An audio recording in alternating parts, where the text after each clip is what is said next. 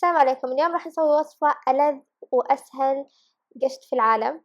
اليوم الوصفة كانت برعاية أمي، هي اللي سوت كل شي، أنا بس مجرد متفرج. فعلا وصفة لذيذة والكل يسألنا عن كيف طريقة القشط، يعني كثير وصفات قشط بس هذه لذيذة الوصفة، فشوفوا الفيديو للنهاية. هذا أول فيديو تشوفيه لي، فأهلا وسهلا فيك في قناتي. أتمنى تشتركي في القناة عشان يوصلك أي فيديو أنا نازلة وتشوفي فيديوهات أكثر من هذا النوع. من خلال زر الاشتراك، وكمان لا تنسوا تضغطوا زر الجرس اللي هو هذا ظاهر في الشاشة، لأنه اليوتيوب صاير يلغي اشتراكات تلقائيا، ما أعرف شو السالفة، بس احتياطا اضغطوا الاثنين مع بعض. يلا نبدأ الفيديو. مقادير الوصفة اللي هي تمر، زبدة، طحين أسمر أو طحين بر، آخر شي حليب. راح تكون مقادير الوصفة تحت الفيديو في صندوق الوصف.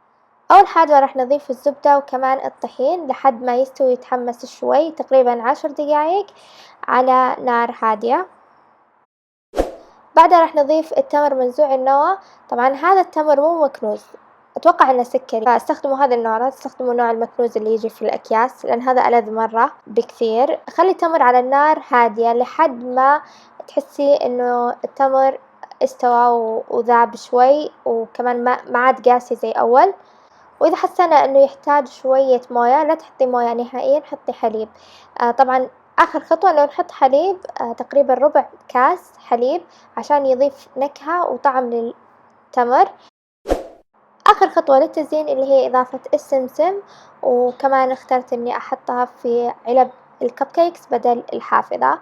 أنا متأكدة إن الوصفة موجودة في مناطق أخرى بس باسم ثاني، فإذا عندكم نفس الوصفة بمسمى ثاني اكتبوا لي إيش المسمى. وإذا عندكم طريقة قشط مختلفة مع إضافات أو حذف أو أي شيء اكتبوا لي إياها تحت، خلوا الكل يستفيد. إن شاء الله الوصفة نالت إعجابكم. انشروا هذه الوصفة في أي مكان في الواتساب ولا في أي مكان انتم حابين، ولا تنسوا تسووا اللايك والاشتراك في القناة، ونشوفكم فيديو ثاني إن شاء الله. مع السلامة.